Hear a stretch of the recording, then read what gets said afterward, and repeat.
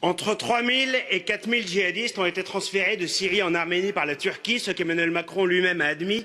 Des milliers de mercenaires islamistes coupables de crimes de guerre par Daesh, envoyés par Erdogan pour en commettre d'autres et poursuivre le génocide arménien perpétré il y a 80 ans par l'Empire ottoman.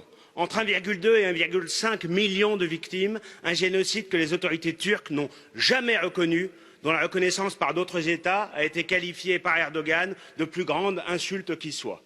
Mais l'histoire n'est pas une insulte, une histoire qu'Erdogan voudrait pourtant réécrire, puisque toutes ces manœuvres convergent vers un seul but, reconstituer l'Empire ottoman, retrouver le rôle de leader du monde islamique sunnite qu'avait la Turquie au temps du califat, un projet qu'il assume, y compris dans ses vidéos officielles de propagande. Les actions militaires en Syrie et en Libye, la proximité à peine dissimulée avec l'État islamique, l'orchestration d'une véritable invasion migratoire en Grèce, la destruction des églises en Anatolie, les pirateries sur les ressources chypriotes en Méditerranée, la transformation de la basilique Sainte-Sophie en mosquée et maintenant l'incursion sur le territoire arménien, le plus vieux pays chrétien du monde. Tous les actes d'Erdogan signent cette aspiration néo-ottomane. Et pendant ce temps, le Conseil a un goût prononcé pour la litote. Dans ses conclusions du 2 octobre, il annonce condamner fermement les violations des droits souverains de la République de Chypre qui doivent cesser.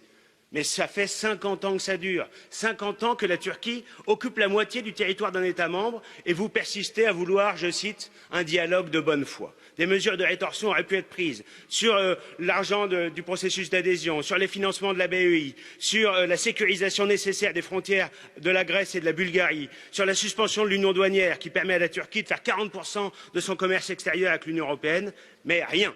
Rien, l'Europe a peur de la Turquie et la réponse est tragique. Le Conseil a une nouvelle fois cédé à ce racket permanent. Il nous rappelle Balzac, disant que la résignation est un suicide quotidien. Si les nations d'Europe sont incapables de lui opposer une réponse à la hauteur de l'enjeu, Erdogan pourrait réussir demain à accomplir son rêve impérialiste et islamiste, pendant qu'une fois de plus, ici à Bruxelles, on discute du sexe des anges.